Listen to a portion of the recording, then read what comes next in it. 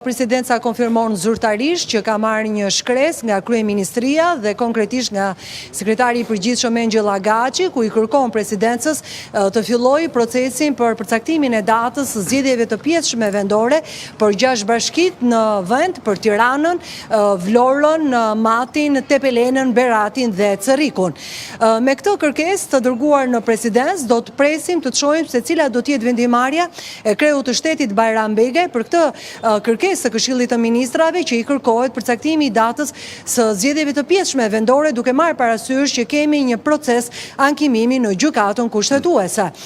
Prej ditësh në gjykatën kushtetuese është depozituar një ankimim nga pala mbrojtëse e ish kryebashkiakut Erion Veliajt, që sipas të cilës e gjen të padrejtë shkarkimin e ish kryebashkiakut të Tiranës nga Këshilli i Ministrave me propozim të Këshillit Bashkiak të Tiranës. Neni 115 i Kushtetutës parashikon që në momenti që neve kemi një ankimim në gjykatën kushtetuese, vendimarrja pezullohet automatikisht. Në një interesim që News Albania ka bërë në gjykatën kushtetuese, e pyetur